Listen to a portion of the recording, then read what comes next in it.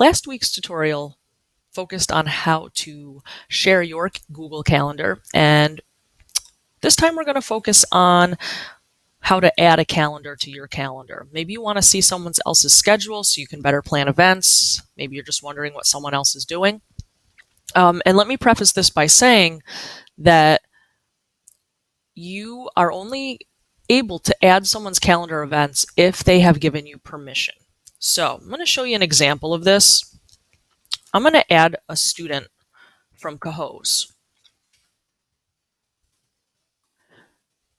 And once I type in their email address right here, and again, I'm on the main screen of my calendar, and right under other calendars, I just type in the cohoes.org domain address. And you'll see that the student's name comes up here, but you'll notice that I don't see any pink on my calendar, and that's because that student has not made their calendar public.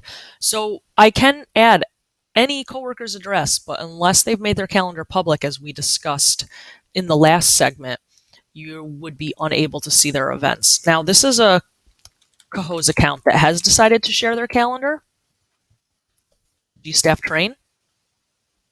And notice when I add that calendar, I do see some events that come up. Now, once I do have other coworkers' calendars, I might decide that it might be distracting to see every event. So if I don't want to see the event in their calendar, I just click on their name and you'll notice that I don't see the events anymore. And if I click back, there's their events.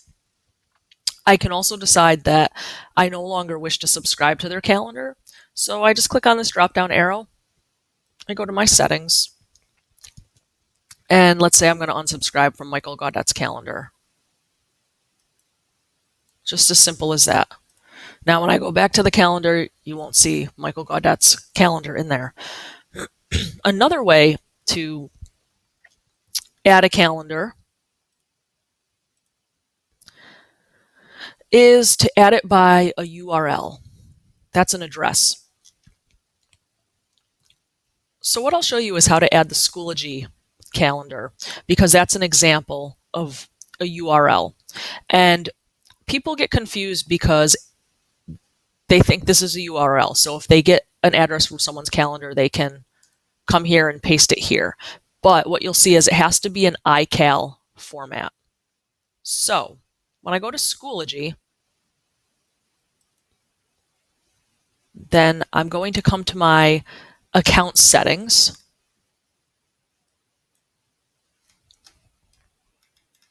And if I scroll down, it says share your Schoology calendar. So here is an iCal link. So I'm just going to hit Control-C to copy it. I go back to my calendar. Control-V is paste. And then I'm going to add the calendar. And then here we go. Here's every event on my Schoology calendar now in my Google Calendar. And again, if I don't want to see it, I just shut it down. Now, how you would get an iCal address from your Google Calendar, let's say you wanted to give someone access. Again, go to your settings and your calendar. And if you click on your calendar, down below is where you find the iCal address. Now, this top one would be only in use if you've made your calendar public. If you've made your calendar public, I guess you don't really need an iCal address because anyone in Cohoes could just enter your email address and get your calendar. But let's say you don't want to make your calendar public and you just want to give someone an address.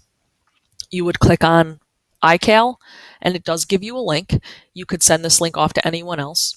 And if you were trying to add someone else's calendar iCal address, you would ask them to come and to do the same for you. I hope this was helpful. If you have any questions, email me.